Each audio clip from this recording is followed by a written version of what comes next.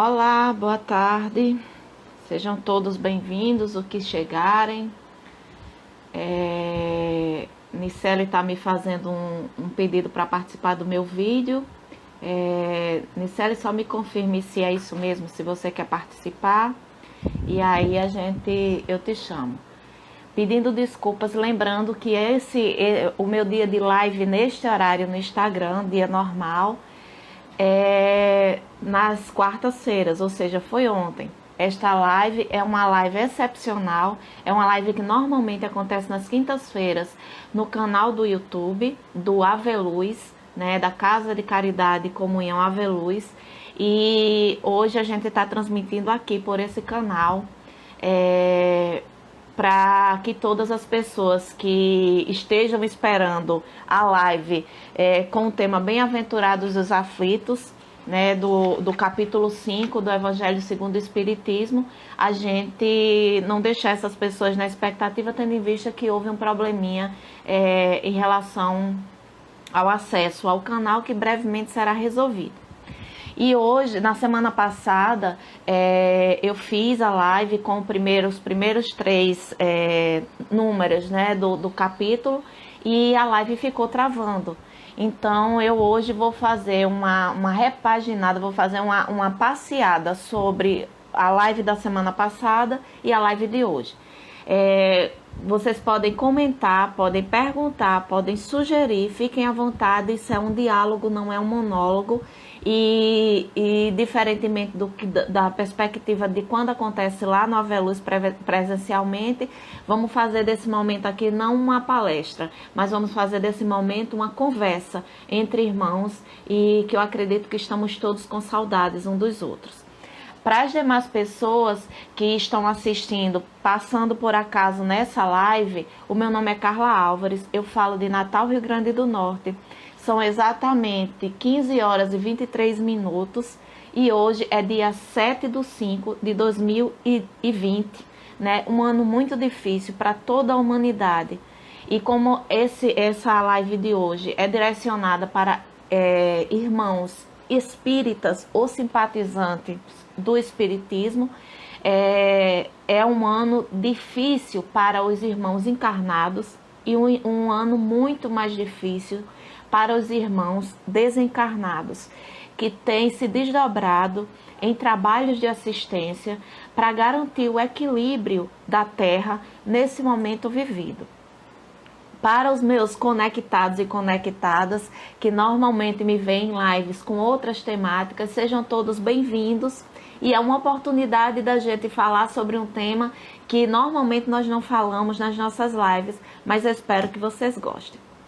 Então vamos lá, começar. Mandar já um alô aqui pra Mari, deixa eu ver quem é que tá passando aqui. Nicele disse que só tava me testando, ver se eu tava acordada mesmo. Desculpa a cara inchada, que eu tô com a crise alérgica e tomando corticoide. E aí tô com os olhos um pouquinho inchados, a cara um pouquinho inchada, mas vamos lá. Diana, seja bem-vinda. Nicele, Eduardo, Nicele, boa tarde. Eduardo dando boa tarde, Nicele dizendo só testando, Leonardo boa tarde, Andiara, Alexandre, Mari, Ana Cristina, Osana e Amanda, todos bem-vindos. Meus irmãos, vamos falar do capítulo 5, Bem-aventurados os aflitos, onde a gente fala da justiça das aflições, né? Que foi o tema da semana passada. Boa tarde, Alexandre.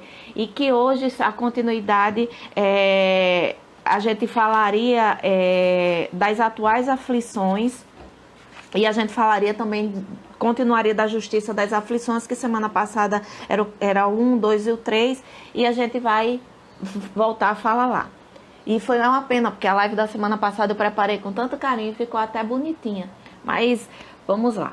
Vamos antes começar com uma prece para que a espiritualidade nos ampare nessa tarde, nos traga para minha boca as palavras certas e que traga para o coração daqueles que porventura estiverem passando nesse momento na live, se sintam tocados, né? Eu peço para que todos fechem os olhos por um momento, para que a gente se conecte juntos entre nós encarnados, mas também com Deus e com a espiritualidade que vai nos amparar nesse momento. Deus de misericórdia, vos pedimos, Pai, humildemente, diante de Ti e diante de todos aqueles espíritos que já alcançaram, Senhor, um lugar de destaque na espiritualidade, um lugar de evolução e de superioridade diante das nossas fraquezas terrenas.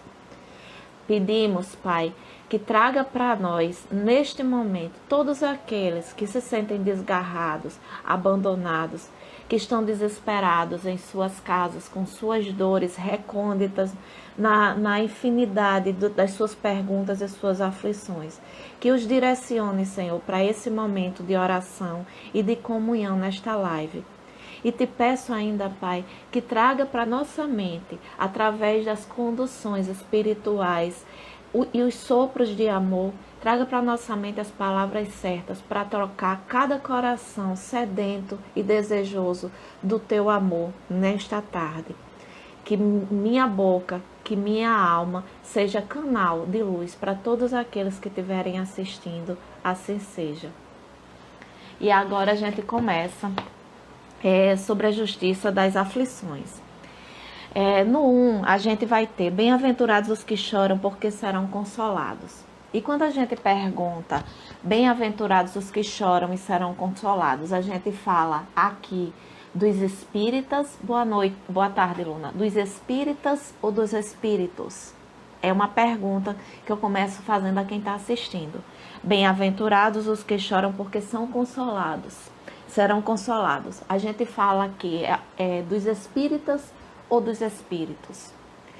Quanto espíritas, a gente tendenciosamente, a gente tende a achar que tudo que a gente lê no Evangelho se direciona a nós espíritas.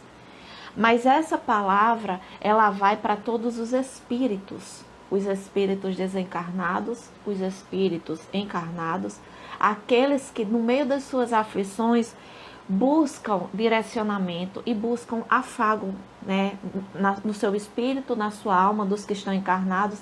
Sejam essas pessoas católicos, evangélicos, espíritas, budistas, apenas espíritos desencarnados e almas habitantes da terra. Então ele diz que bem-aventurados os que choram, porque serão consolados. Nessa pequena frase de início do número 1 do capítulo, a gente pode trazer que, se ele diz que bem-aventurados os que choram, ele está dizendo que o chorar neste momento não é um castigo. E nós, quanto espíritos encarnados, quanto almas, a gente tende a pensar que tudo aquilo que é adversidade, que é adverso às nossas expectativas, ela vem com uma carga de castigo. É como uma prova a ser cumprida, porque você merece ser castigado. E essa é uma visão extremamente religiosa dessa passagem bíblica, né?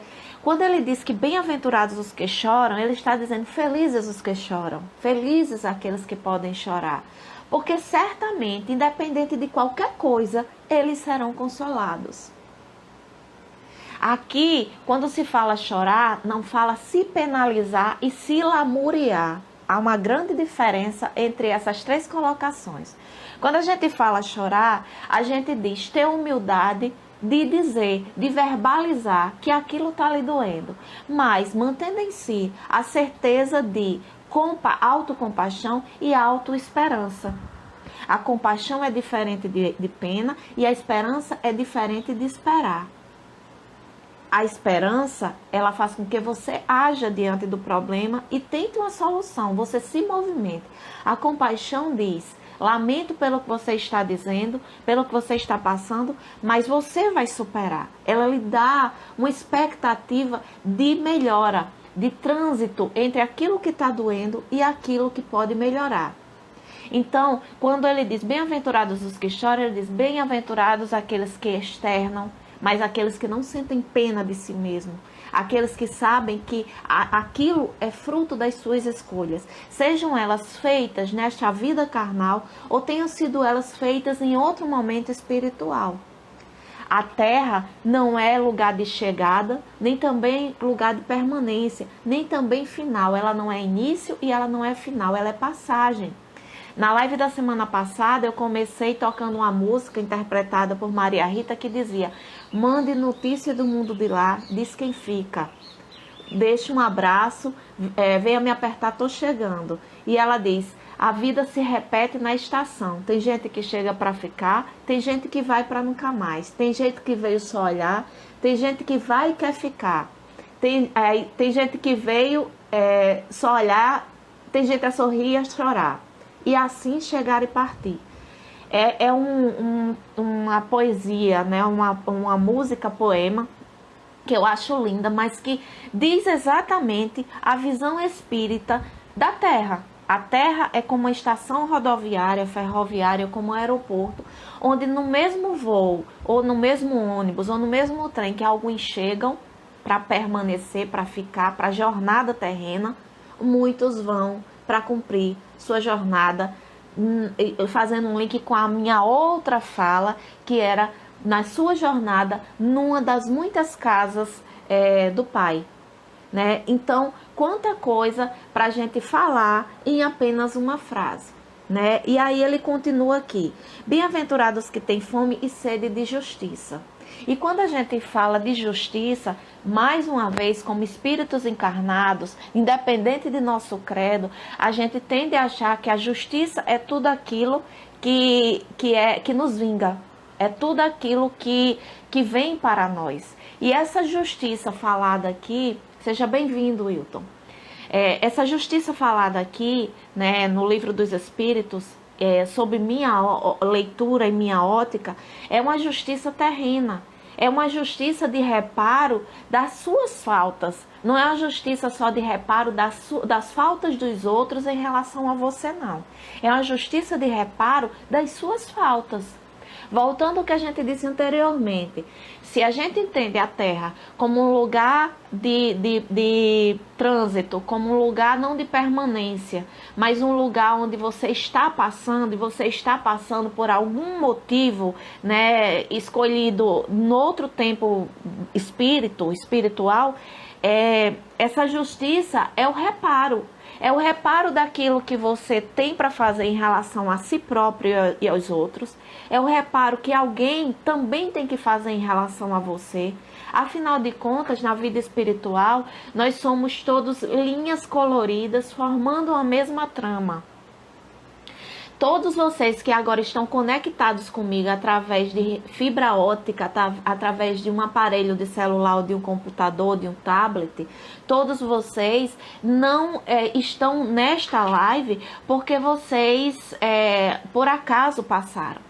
Para a espiritualidade não há acaso. Esse encontro estava marcado. Ele estava previamente marcado e ele tinha que acontecer hoje, superando todas as dificuldades. Porque quando eu comecei a falar, eu disse, essa live ela era para ser transmitida através do canal do YouTube do Aveluz.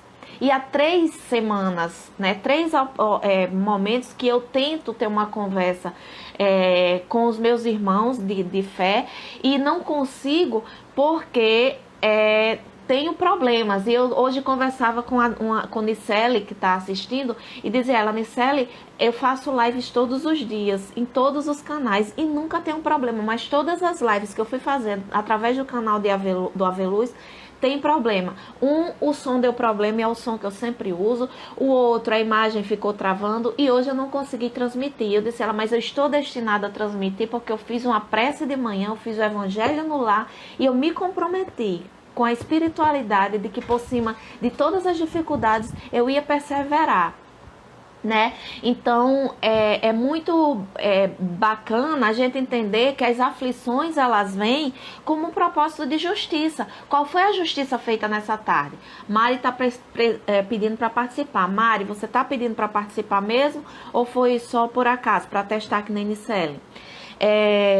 E aí qual é a justiça a vida nessa tarde? A justiça é quando eu tomei para mim a responsabilidade que eu tinha de levar a mensagem à espiritualidade, né, aos espíritos encarnados e aos desencarnados, e eu perseverei. Não, se não dá certo por um canal, vai dar certo por outro. E aqui estou.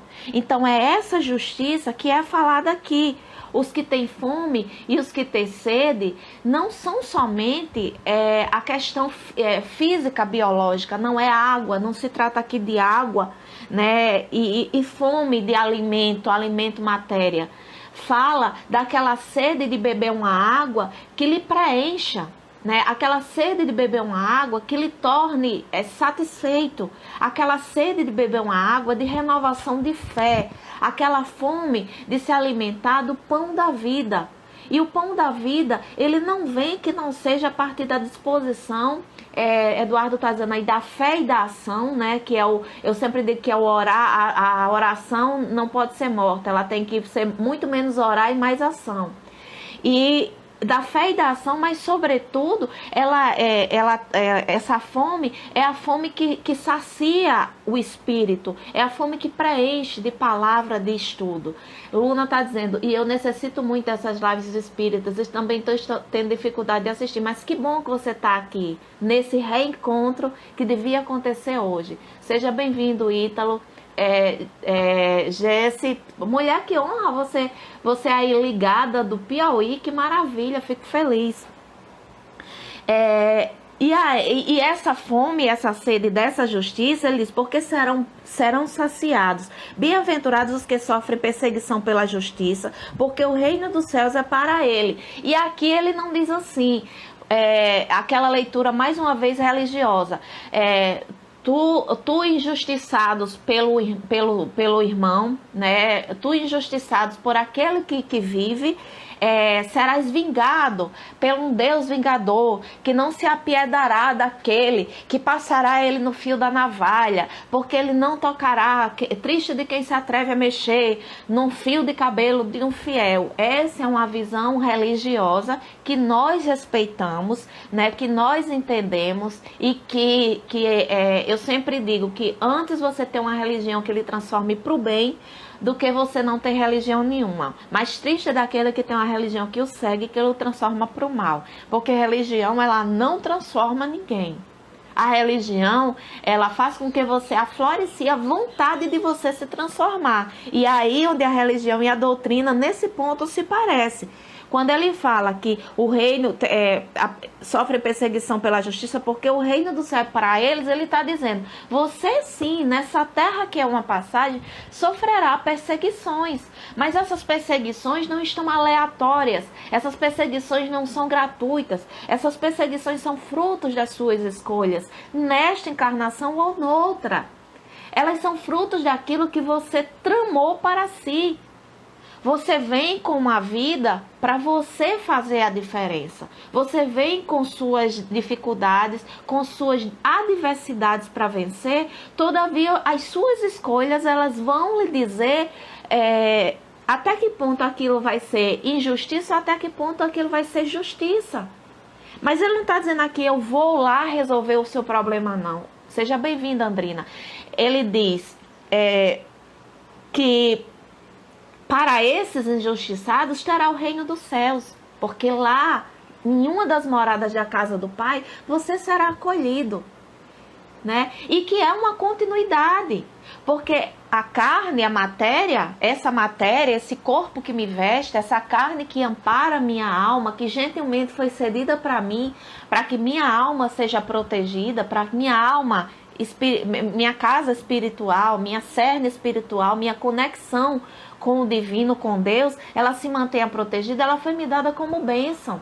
Mas ela foi me dada com minhas dificuldades. Ela foi me dada, por exemplo, quem me conhece, que já me acompanha, sabe que eu tenho lúpus, que eu tenho uma síndrome de anticoagulação. E quantos nós, irmãos, temos as nossas doenças na carne, né? Mas essas doenças não foram me dadas tão somente, e a gente entra agora no segundo ponto, elas não foram me dadas tão somente como castigo, não. Elas foram me dadas como, muitas vezes, prêmio, aí a gente diz a bem-aventurança das aflições. Elas foram me dadas para que eu me melhore como gente, como espírito. Boa tarde, Graça, seja bem-vinda. Ela foi me dada para que eu galgue ali mais um processo na minha evolução. Afinal de contas, eu não sou uma bananeira. né? A bananeira, ela nasce, ou como qualquer planta, ela nasce de uma semente, ela quebra a semente, ela se enraiza, ela cresce em direção ao sol, né? Ela vai criar folhas, ela vai murchar, mas ela não vai poder se melhorar. Ela não vai poder. A melhora da bananeira é a produção de uma banana de qualidade, mas ela não vai passar da bananeira. A mim, a você, foi dada a oportunidade de, através das aflições, eu ser filtrada.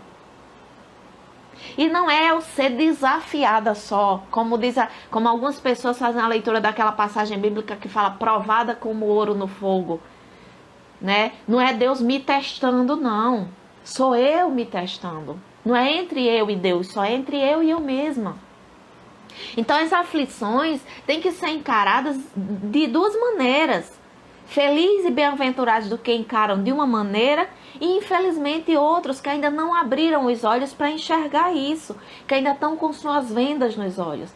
A primeira maneira e a mais triste é enfrentar as aflições da vida, né, como um castigo, né, como um prejuízo, como uma perseguição, né? Muitas religiões, elas falam que é o inimigo, né? O inimigo está nos perseguindo. O inimigo está fazendo com que eu faça isso. O inimigo fez com que isso acontecesse. E quantas vezes, meus irmãos, e na maioria delas, nós somos os nossos próprios inimigos? Quantas vezes nós nos posicionamos como os nossos piores adversários? Quantas vezes nos boicotamos? Quantas vezes nós desistimos e dissemos não para nós mesmos? Quantas vezes nós nos pusemos num lugar de piedade, de autopiedade, de autocomiseração? Quantas vezes nós nos fizemos de vítima e nos fizemos coitadinhos? Quantas vezes a gente nos alimentamos pela pena dos outros, achando, nos iludindo que isso era amor, né? Maria das Graças, boa tarde. Que isso era amor. Quantas vezes a gente se ilude com brilhos falsos e a gente não alcança o brilho real, que é o brilho da segunda maneira de enxergar as aflições, que é você enxergar as aflições como oportunidade, como possibilidade de você se superar como matéria e como espírito, de você se melhorar, de você se autoavaliar, de você parar de ter pena de você, de você parar de se boicotar. E aí você pode estar dizendo assim, ai Carla, eu por acaso decidi ter coronavírus? Não, você não decidiu ter coronavírus. E isso é um processo de renovação que a Terra toda está sofrendo. Mas vamos um pouquinho mais para trás, porque a gente entra aí na justiça das aflições, né? Vamos para um pouquinho mais atrás. Quantas vezes nós tivemos a oportunidade de fazer reparo entre as relações estabelecidas entre nós irmãos? Quantas vezes nós tivemos a oportunidade de fazer reparos nas relações estabelecidas entre nós e o meio ambiente? Quantas vezes a gente teve a oportunidade de fazer reparo dentro dos nossos próprios pensamentos e que esses pensamentos se refletiam nas nossas atitudes com o outro, com o mundo que a gente vive, com o espaço que a gente habita, com o círculo de amizades que a gente escolheu em outro tempo espiritual para viver essas relações aqui? Quantas vezes lá atrás nós tivemos essa oportunidade? E quantas vezes dentro da nossa soberba e da nossa cegueira nós nos achamos a tampa do crush? E eu já entreguei minha idade aqui, só quem estiver assistindo, que nasceu na década de 70, que vai entender o que eu estou dizendo, né? Quantas vezes nós nos sentimos a bala que tirou a vida de John Lennon? Quantas vezes a gente disse, eu tô nem aí, não vou fazer, sou eu que vou salvar o mundo? Sou eu que não vou sujar? Sou eu que não vou poluir? Né? E se eu fizer a minha parte, e os outros, né? Só eu que vou perdoar, e o outro que não me perdoou? Só eu que vou fazer caridade, e o outro? E quantas pessoas não fazem? E nessa história de atribuir ao outro aquilo que se ausentava em nós, a gente chega na justiça das aflições. E aí o mundo todo está passando por um processo de renovação, de renovação espiritual. E quantos espíritos vão voltar prematuramente, mas vão voltar no tempo certo para a casa do Pai? Então, isso é uma forma de pensar que nós somos sim responsáveis pelas nossas ações, não só que dizem respeito a gente, mas que dizem respeito ao nosso entorno, mas que dizem respeito também à terra que a gente habita. A terra que é passagem, que por ser passagem não nos desresponsabiliza de agir com coerência com ela. E aí agora a gente passa pela justiça das aflições. E aí diz assim no 3, as compensações que Jesus promete aos aflitos da terra não podem ocorrer senão na vida futura. E é isso. E algumas religiões, né, e não mais uma vez dizendo aqui que eu não estou fazendo, oi Louise, eu não estou fazendo aqui apontamentos a religiões, eu não estou citando o nome, mas algumas religiões que perpassam pela questão do prêmio, da premiação, né, da doutrinação da premiação, que diz assim, que adestra os fiéis, se você fizer isso, você ganha isso. Dependendo do tamanho do seu sacrifício, oi Adriano, seja bem-vindo. Dependendo do tamanho do seu sacrifício, você vai receber em troca. E aqui é dito claramente, as compensações que Jesus Cristo promete aos seus espíritos amados, aos seus irmãos encarnados, não vão acontecer nessa vida não. Porque como que eu posso compensar um espírito com a coisa material? Não existe essa relação de compensação material para o espírito. Não existe essa relação. Isso é uma ilusão. Eu só posso ser compensado pelas minhas ações espirituais num tempo espiritual. Então, quando todos nós um dia formos abraçados com a certeza da desencarnação, porque é uma certeza que todos nós vivos temos, é que um dia todos nós desencarnamos, e faça a leitura de desencarnado e morrer, de ir para a terra de pé junto, de bater as botas, de bater a caçuleta, o que você acreditar, de voltar para a vida eterna, de voltar ao pó. Há muitos nomes, como há muitas moradas na casa do nosso Pai. Então é numa dessas moradas que a gente vai ter recompensa evolutiva naquilo que a gente faz como alma, como espírito encarnado hoje. Não há benefícios materiais para o espírito, essa relação não existe. Não existe essa relação, faça caridade, faça oração, faça evangelho no lar e você vai conseguir comprar um carro novo. E você vai conseguir comprar uma casa. E você vai conseguir ser uma pessoa bem-sucedida dentro do que socialmente, nessa sociedade de vivos, é tão importante para nós, para os outros verem. Isso é uma coisa da vida encarnada. Isso é coisa da carne. Isso é coisa que traz benesses para esse momento vivido aqui. Lá, não. Lá, o que é feito é avaliar o que você fez com todas as oportunidades que você teve em relação ao irmão que não teve nenhuma. O que é que você fez?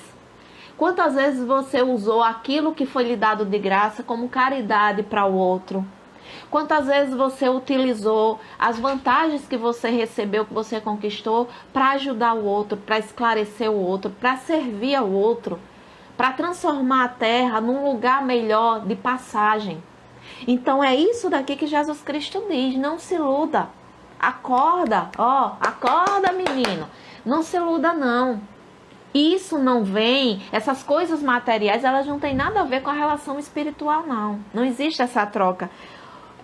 A gente vai ter as nossas benesses pelo aquilo que a gente faz quanto espírito na vida futura, né? Na vida quando chegar lá na espiritualidade, e quando a gente reencarnar numa vida futura, essas benesses virão, porque a gente tem galgado um ponto a mais no sentido de evolução.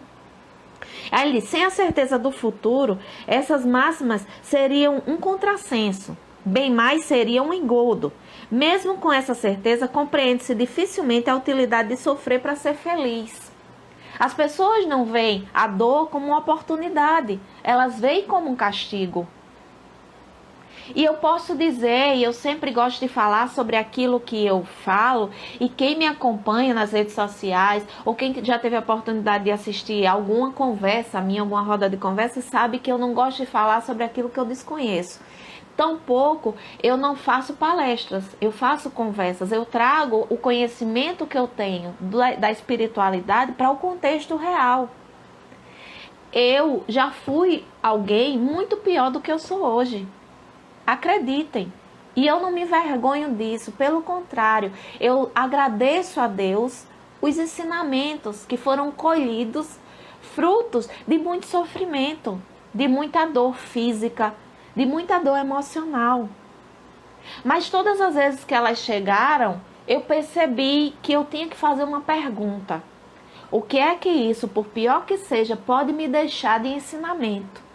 Depois, a partir disso, e se eu fosse Deus olhando para mim, vivenciando essa experiência, como que eu gostaria de me ver vivendo isso?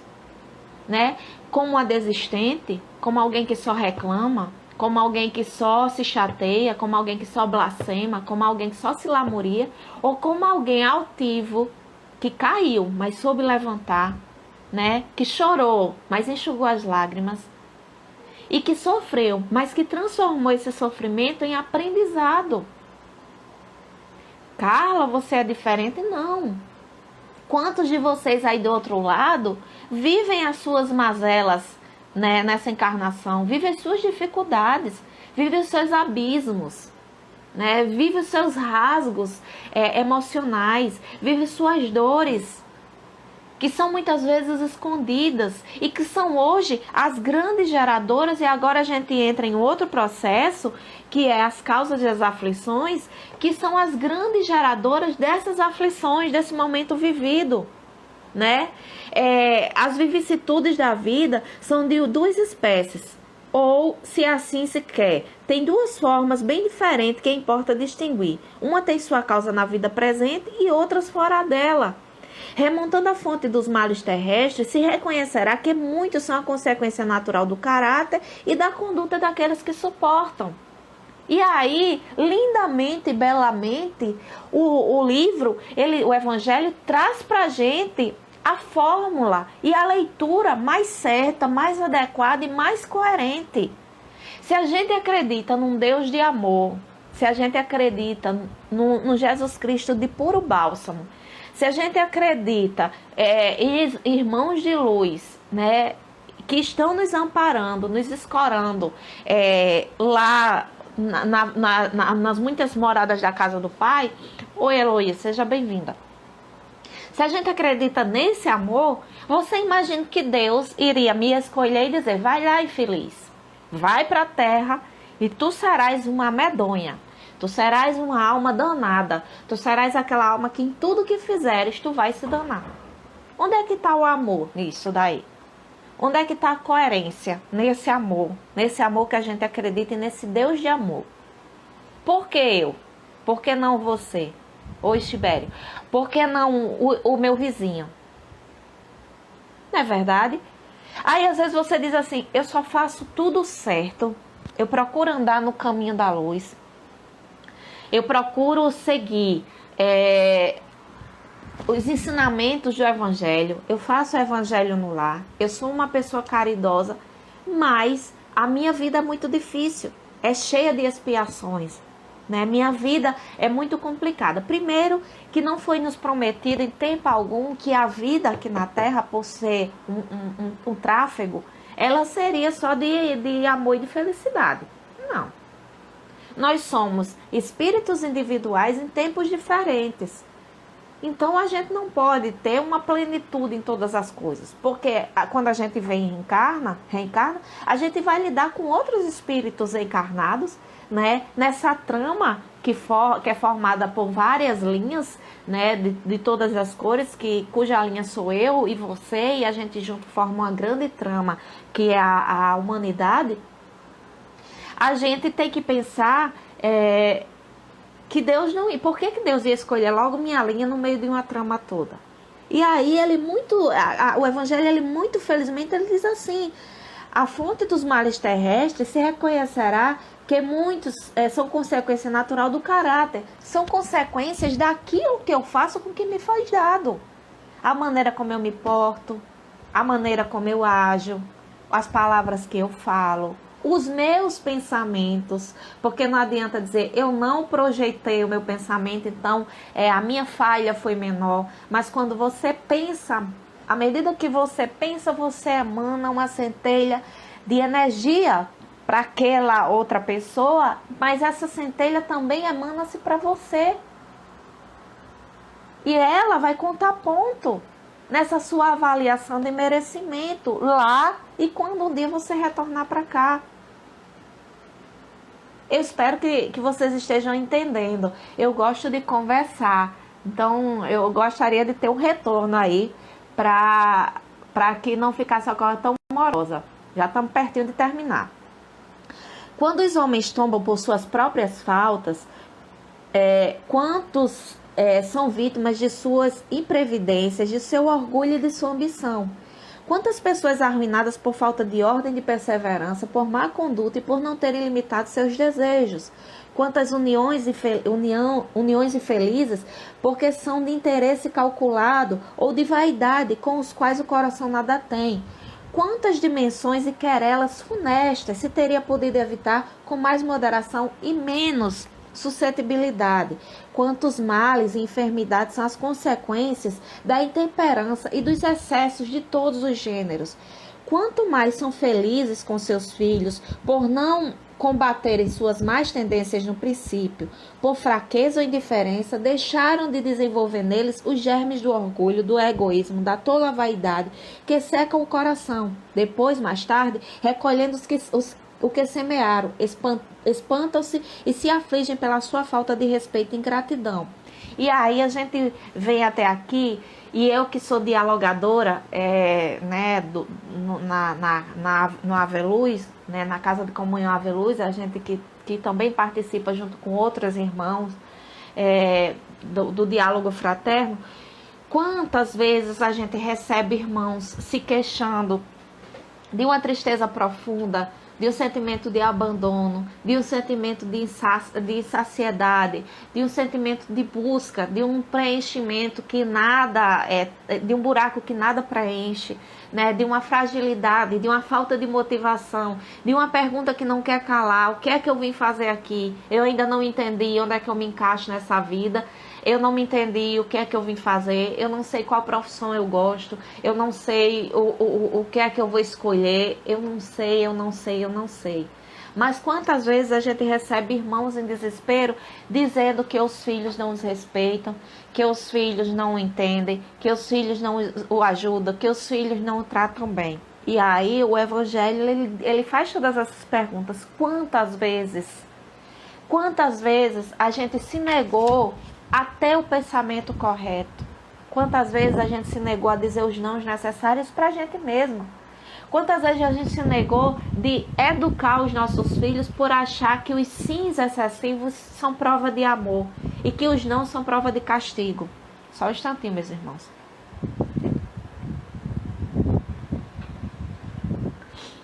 Se ama muito mais quando a gente diz um não a um filho do que quando a gente só diz recorrente sim. Quantas vezes nesse mundo vivido agora, nesse mundo que agora a ferramenta de acesso entre nós todos está sendo a fibra ótica, o celular, a internet, mas quantas vezes no passado nós convivíamos em família, mas cada família tinha um núcleo familiar diferente. Um filho assistindo a série, a mãe, o pai assistindo futebol, a mãe assistindo um curso, ou assistindo uma novela, ou assistindo um reality, ou uma palestra, ou qualquer coisa, cada um no seu mundo. De quanto que a gente se distanciou do verdadeiro caminho, que é o caminho da união, o caminho do toque, o caminho da experimentação, o caminho grupal, né? O caminho da experiência com o outro. Como que a gente tem se distanciado disso? E aí a gente faz um retorno aqui à justiça das aflições, quando a gente começou dizendo sobre o coronavírus, né? E aí a espiritualidade e Deus em sua onipotência, ele diz: espera aí, tem algo de errado. Essa tecnologia não está servindo para unir os irmãos. Essa tecnologia está servindo para afastá-los. Então vamos fazer um meio deles se unirem através disso e verem outras perspectivas. E quantas perspectivas se abriram agora? Quantas janelas foram abertas? Quantos irmãos... Voltamos. Quantos irmãos que moram do lado há muito tempo e a gente não tem a oportunidade de botar um bilhete embaixo da porta e dizer: eu me disponho no supermercado por você porque eu soube que você é uma pessoa idosa, né?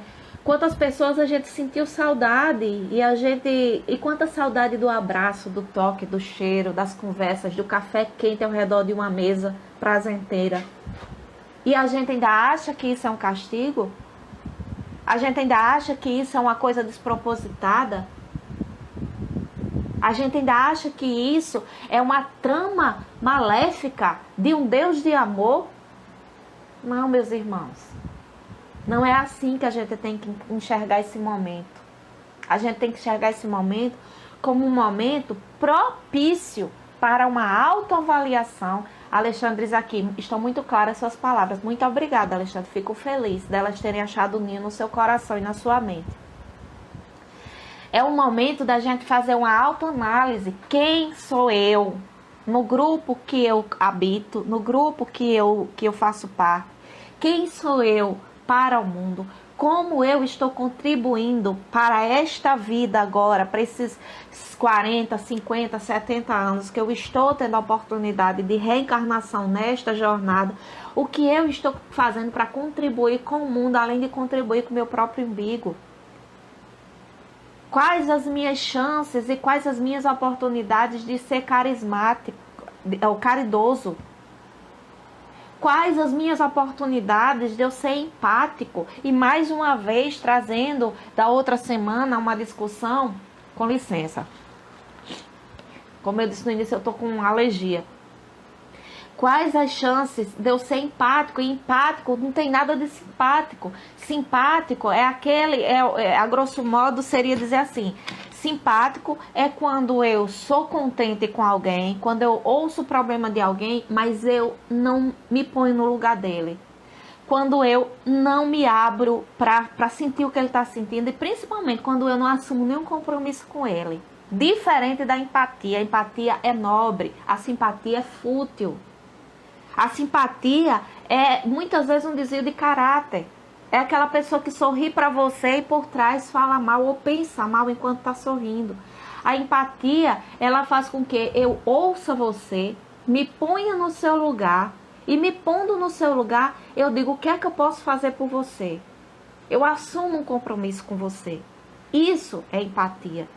E quantas vezes a gente se nega a ser empático com os outros? E aí Deus está dizendo agora, oportunamente: ei, acorda aí do outro lado. A vida está passando. Não queime essa oportunidade. É uma nova chance que eu estou te dando de repensar tudo. De repensar suas convicções, de repensar o seu caráter, de repensar suas ações, as suas posições mesquinhas. De se refazer, de reestruturar suas palavras levianas, de refazer os seus pensamentos julgadores, de parar de apontar o irmão e estender uma mão em auxílio. Essa é a oportunidade agora. É isso que nós temos a aprender com esse tempo, porque senão de nada vale. Luna está dizendo, é um grande presente esse momento, uma oportunidade, um curso para ser melhor com a pessoa. Sua fala é exata. Que bom, Luna, que essas palavras, que não são minhas, a gente tem que se pôr sempre como um canal para que a espiritualidade fale, né? Aquilo que as pessoas têm que ouvir. Porque, como eu disse, esse encontro está pré-marcado. A gente já tinha que estar aqui hoje juntos, né? Tinha que ser hoje. E aí ele vem aqui e diz: a quem pois culpado de todas as suas aflições, senão a si mesmo? O homem é assim, num grande número de casos, o artífice dos seus próprios infortúnios. Mas ao invés de o reconhecer, ele acha mais simples, menos humilhante para sua vaidade, acusar a sua sorte, o destino, a providência, as chances desfavoráveis, sua má estrela, enquanto sua estrela está na sua própria vida, no seu próprio espírito. Então, meus irmãos, vamos zerar agora a conta, nesse momento aqui. Vamos zerar. Vamos, nesse momento, olhar para dentro de cada um de nós. Olhar para as nossas faltas, para as nossas fragilidades. Olhar para essa mania feia que a gente tem de ficar culpando os outros, atribuindo aos outros aquilo que é culpa nossa, que é nossa responsabilidade. Bota uma coisa na sua cabeça. Quando você tropeça é porque você não prestou atenção nos seus passos. A vida, se tem uma coisa certa, é o retorno aqui. Vem aqui. As suas más atitudes terrenas, elas não se projetam só na vida futura, em outra encarnação e na vida espiritual, não. Ela se projeta aqui, porque ela dá o troco aqui mesmo. Então não pense as palavras duras, as palavras mesquinhas, as palavras de pobreza, que não florescem nada, né? Essa semana eu fiz um post e eu recebo, eu tenho a bênção, a grata bênção de Deus me mandar sinais da minha filha de maneira muito peculiar, né? E é uma coisa que só eu entendo e não adianta eu estar dizendo aqui, porque só mesmo quem vive essa experiência pode entender o que eu estou dizendo. Mas essa semana eu recebi uma visita e era uma borboleta muito pequena, das cores que ela mais amava, preto e amarelo. E a borboleta era uma borboleta de dia e ela chegou de noite, né? Com licença. Desculpa mais uma vez. Ela chegou de noite e pousou na minha cama e era miudinha. Ela pousou na minha cama e eu fiquei com medo, tentei tirar, abri a janela e eu botava ela para fora com a mão e ela voltava e pousava em cima de mim. E eu dizia assim: feliz daquele que tudo que lhe faz diferença cabe na sua mão. E eu fiz uma foto, né, e postei, né, feliz daquele que tudo que lhe faz diferença cabe na sua mão. E quantos ensinamentos a espiritualidade pode, por exemplo, tirar de outras vertentes religiosas. Eduardo está dizendo aqui, você mostra o que é o evangelho e atual, presente em nossa vida cotidiana. Obrigada, Eduardo. Mais uma vez eu digo que sejamos apenas canal da vontade da espiritualidade para transmitir. E aí, quantas coisas a gente pode tirar de lição, por exemplo, das religiões asiáticas, das religiões orientais, das matrizes africanas. Quantos ensinamentos a gente pode tirar do hinduísmo, por exemplo, de dizer que o hindu, ele tem que, para ser um hinduísta, a pessoa tem que levar tudo o que precisa, é o que cabe nas mãos. E quanto de uma vida estragada, de acúmulos de coisas, né, de troços, de coisas desnecessárias, um volume de coisas que não chegam a lugar nenhum, que só atropelam nossa vida, que só nos prendem a olhar sobre aquilo que é fútil e desnecessário. Meus irmãos, se vocês só tiverem comida, mas não tiverem pratos, vocês se alimentam do mesmo jeito. É aquela lá do primeiro capítulo. É a saciedade da fome e da sede. Dessa fome e dessa sede de espírito. Tudo que nos rodeia, tudo que vocês estão vendo aqui, os livros, né, todas as coisas que passeando pela casa a gente tem, são apenas vaidades sociais que distorcem o nosso olhar para o que é desnecessário. Os males dessa natureza formam seguramente um notável e contingente nas vicissitudes da vida. O homem os evitará quando trabalhar para seu aprimoramento moral, tanto quanto para seu aprimoramento intelectual. E aí eu trago mais uma vez para a minha vivência. Quando minha filha se foi diante daquele caixão e aquele rosto que parecia uma porcelana esculpida naquele momento, minha filha tem um rosto parecido de porcelana, nunca teve uma espinha, ao contrário de mim, né? Mas era um rosto liso, um rosto assim de boneca mesmo. Parecia que ela estava num sono profundo, né? Apesar da forma como foi a sua passagem, traumática e drástica e violenta, mas ela estava num sono profundo. Porque quando eu a encontrei ainda em vida, mais uma vez eu fui amparada pelas mãos dos espíritos de luz, né? Que sopraram dentro da minha alma, e eu disse a ela: filha, você foi a melhor filha que eu poderia pedir a Deus. E eu procurei ser a melhor mãe que eu pude ser com as ferramentas que eu tinha. Mas dizem que quando chega essa hora, se a gente olhar para frente, a gente vai ver uma luz muito linda. E se a gente olhar para trás, a gente vai encontrar a escuridão. Então, olhe para a luz. E foi a coisa mais difícil a fazer na minha vida como mulher, como mãe. Talvez eu só tenha outra experiência tão difícil que no dia que estiver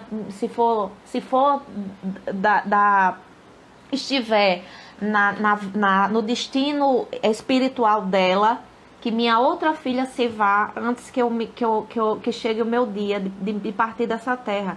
Mas é uma dor que é uma sensação que só uma mãe ou um pai pode sentir na hora que a gente, mesmo tendo uma consciência espiritual, a gente se depara, e nesse momento a gente é mais 80% matéria e só 20% espírito, ou talvez até menos.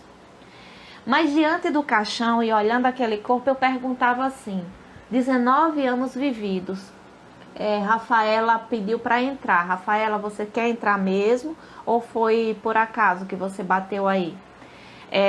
A gente já está quase terminando, porque só dura 1 hora. Pois é, Alexandre está dizendo aqui: não posso imaginar, passei por 2 abortos. É verdade. Pois é, eu tive 3 abortos antes da minha filha, espontâneo. Para minha filha nascer foram 8 meses sobre uma cama no hospital. E aos 19 anos, 12 dias depois, ela foi chamada. Eu vou salvar e vou postar lá no YouTube do Aveluz, viu? Eu vou baixar e vou postar lá. E aí, meus irmãos, onde é que eu quero chegar aqui? Quando eu me deparei com ela ali na urna funerária, eu me perguntei: 19 anos, e o que é que ela leva? E aí, pessoas começaram a chegar me contando sobre minha filha, coisas que eu não sabia. O quanto ela era querida na universidade. Eu lembro que o ônibus que levava ela todo dia para a faculdade era um ônibus de linha da Guanabara. O motorista tirou o ônibus da linha e foi no velório junto com todos os passageiros que pegavam ônibus com ela todo dia e disse assim: eu não podia ir para outro lugar hoje que não fosse aqui, porque quando ela entrava, o cheiro de rosas, porque minha filha gostava de um perfume bem floral, o cheiro de rosas dela entrava junto com ela dentro do ônibus e era impossível não percebê-la, porque ela era gentil, era alegre.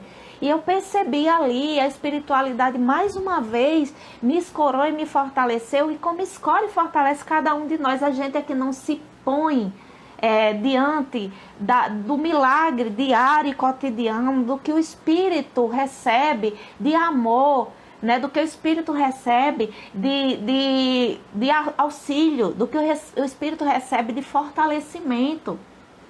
Então, naquele momento, a espiritualidade me oportunizou ali com a chegada daquelas pessoas e elas... Obrigada, Sidney. Saudade de você, estou precisando, inclusive, falar com você. E aí, voltando aqui à conversa, eu entendi o que é que a gente leva, né? Quando ele diz aqui: os males dessa natureza formam seguramente um notável contingente nas vicissitudes da vida. O homem os evitará quando trabalhar para seu aprimoramento moral. Desculpa mais uma vez, mas é alergia. Minha filha trabalhou para esse aprimoramento moral, né? E quantos de nós temos a oportunidade todo dia de trabalhar? E eu entendi naquele momento que o que ela levou cabia aqui dentro, no íntimo, no espírito. Não cabia nas mãos. Nada se leva de material. A lei humana alcança certas faltas e as pune. O condenado pode, pois, dizer que suporta a consequência do que fez, mas a lei não alcança e não pode alcançar todas as faltas. Ela atinge, mais especialmente, aquelas que prejudicam a sociedade e não aquelas que prejudicam, senão aqueles que a cometem. E aí a gente volta para a questão lá atrás, no 1, quando a gente acha que a justiça é tudo aquilo que a terra pode fazer em relação a gente, que o outro pode fazer em relação a gente. E aqui ele reforça, ele retorna e diz: a justiça aqui, essa justiça, ela alcança aquilo que é reparado nessa vida aqui. Mas aquilo que é feito nas nossas faltas, nos nossos desvios de caráter, na nossa má conduta, no nosso desdém para a importância dessa oportunidade vivida nessa vida, quando a gente faz isso, isso daqui não é reparado pela justiça terrena. Isso será reparado em outras e outras e outras vindas para que a gente se aprimore. Né? Não há uma só falta, por pequena que seja, uma só infração à sua lei, que não tenha consequências forçadas e inevitáveis, mais ou menos tristes, de onde se segue que nas pequenas como nas grandes coisas, o homem sempre é punido pelo que pecou. Os sofrimentos que eles são consequências são para ele uma advertência de que ele errou. Ele lhe deu a experiência, fazendo-o sentir a diferença entre o bem e o mal e a necessidade de se melhorar para evitar. Mais uma vez aqui, acorde, minha gente. Vamos acordar. É agora, é nesse momento, é toda hora, é de tiquinho, é nos detalhes. São nas pequenas coisas. Nada passa despercebido. Quando a gente faz uma leitura somente religiosa das coisas, a gente costuma dizer assim: nenhuma folha cai que não seja pela vontade de Deus. Isso só serve para as folhas? Você já imaginou na Amazônia quantas folhas caem por dia? Deus vai se ocupar só das folhas caídas de uma árvore? Não. Deus ele está mais ocupado das nossas folhas que caem todo dia. Das folhas verdes que caem. Porque as folhas ressecadas, elas passaram por um processo de maturação. E quantos de nós caímos verde porque não amadurecemos? Quantos de nós têm oportunidade diária de amadurecer, de rever, de fazer uma análise? Cada cristão, cada cidadão do mundo, independente do credo, ao dormir todos os dias, deveria fazer uma análise. Sabe, abrir o arquivo diário e lembrar assim, em que momentos desse dia eu poderia ter sido diferente? Quais ações com o outro eu tomei que não foram ações caridosas, gentis, que não foram ações de entendimento? Quantas vezes eu poderia ter feito mais e me prostrei dentro do meu mundinho, da minha bolha, achando que era o suficiente e fiz meia boca? Quantas oportunidades de fazer o bem eu tive hoje e não fiz? E zerar essa conta dizendo: Deus, me auxilia, põe em mim um sopro de esclarecimento e faz com que meus ouvidos terrenos se abram para eu compreender o que é que eu tenho que mudar em mim. E dai-me força, Senhor, para eu perseverar nessa mudança, porque eu sei que não é fácil, meus irmãos, mas é possível e é oportuno. E aí ele diz aqui, deixa eu ver aqui, o que ele foi uma fonte de desgostos, sem isso não teria nenhum motivo para se emendar, e o conflito na impunidade retardaria seu adiamento e, por consequente, sua felicidade futura. Quantas vezes a gente diz, por exemplo, eu volto a mim, porque eu gosto de olhar para mim, ao invés de olhar só para o outro, eu gosto de olhar primeiro para mim. Diante de uma fatalidade como foi o que ocorreu comigo, quantas vezes a gente, como carne, a gente se prostra no sentido de querer se vingar, porque a gente acha que aquela justiça só é feita quando a gente toma posse dela e age com vingança. A gente resolve aquilo repelindo, a gente resolve aquilo trocando pela mesma moeda, a gente resolve mostrando que é mais forte. Mas é nas nossas fraquezas, é na habilidade de lidar com nossas fragilidades, é na habilidade de lidar com os nossos detalhes, É na habilidade de lidar com nossas quedas, no simples, no pequeno, no mais inóspito, no mais provável, que está a grande sacada da evolução, que está a grandeza da oportunidade de entender a aflição como uma possibilidade grandiosa, generosa do amor de Deus na nossa vida. Vou abrir de novo aqui só para concluir.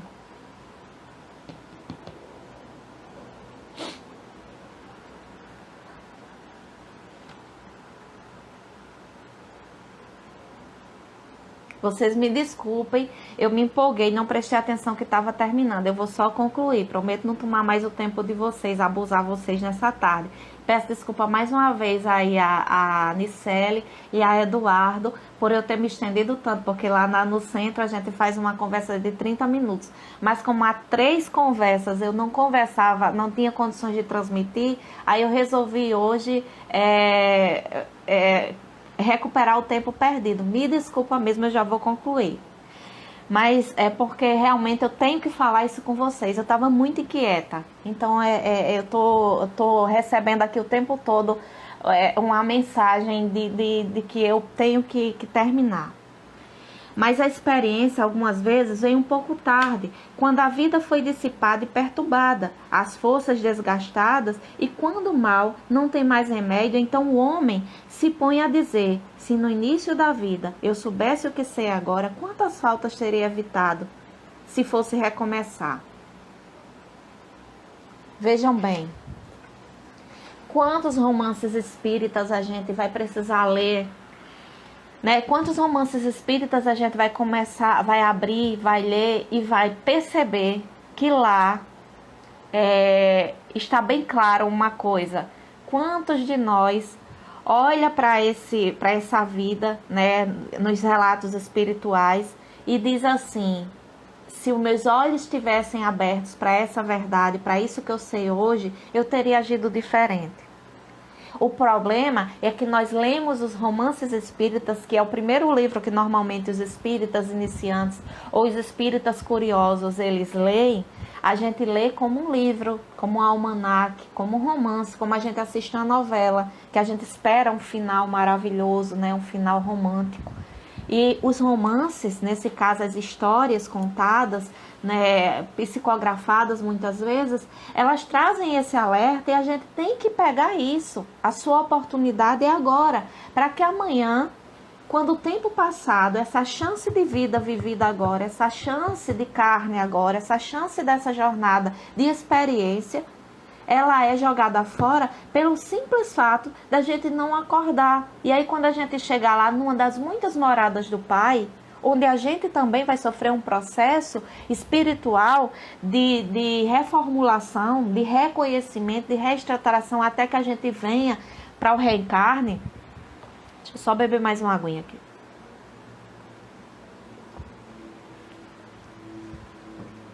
A gente diz assim: se eu soubesse disso, eu teria feito tudo diferente. Se eu soubesse disso, eu teria agido diferente. Se eu soubesse disso, eu tinha sido uma pessoa diferente. Então, depois de hoje, depois desse momento, a gente não tem mais a desculpa para dizer: eu perdi minha jornada, eu perdi minha vida, mas da mesma forma que para o obreiro o sol se ergue no dia seguinte e uma nova jornada começa, permitindo-lhe reparar o tempo perdido, para ele também, depois da noite do túmulo, brilhará o sol de uma nova vida, na qual poderá aproveitar a experiência do passado e suas boas resoluções para o futuro. Se a gente tem tempo de fazer agora, hoje, se a gente tem essa oportunidade, então sejamos todos semeadores de novas sementes. Sejamos todos anunciadores da boa nova. Sejamos todos absolvidores dessa água perene que preenche o espírito e desse alimento que alimenta a alma, né? Que nos torna forte. que sejamos leitores do Evangelho, mas, sobretudo, praticantes da parte real e vívida da oração, que é a ação. Faça uma reflexão nesse momento. Olhe para dentro de si e veja onde que você tem que agir. Essa transformação, essa cura, essa mudança, ela não vem do divino, ela não vem de Deus, ele não vem fazer isso, que você tem que fazer, foi para isso que você veio aqui. É sua obrigação, mas é sua oportunidade. Encare a partir de hoje as aflições de uma maneira diferente. Elas não vão me derrubar, porque elas são a proposta de Deus para que eu mude. Elas são as minhas auxiliadoras, elas são as minhas transformadoras, elas são as minhas aliadas, elas são as minhas possibilidades reais de me tornar alguém melhor. E eu vou usá-las a meu favor, eu não vou deixar que elas me usem. E eu não vou ficar prostrada esperando que caia do céu.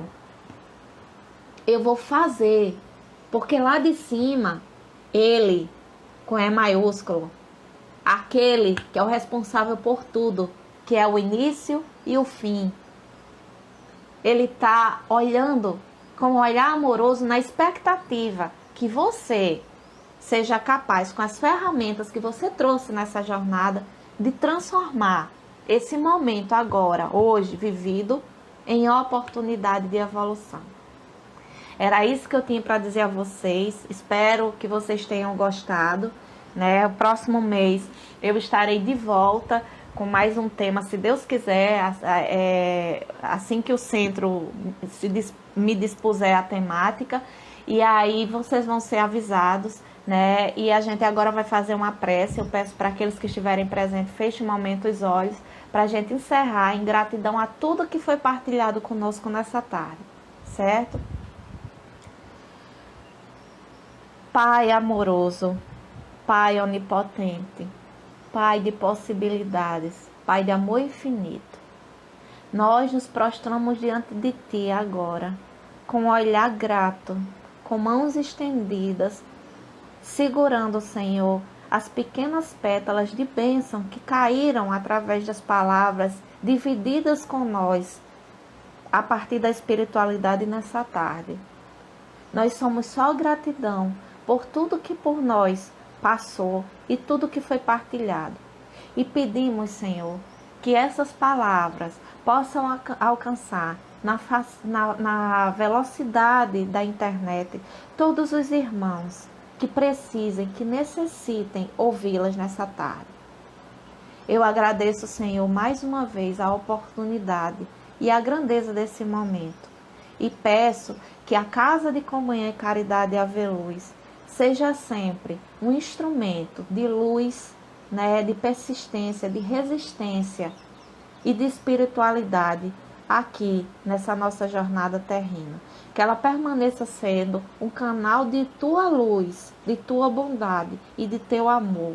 E que teu amor se derrame sobre todos os necessitados de caridade, de renovação de fé, de esperança e de luz. Que assim seja. Muito obrigada. Até a próxima. Tchau.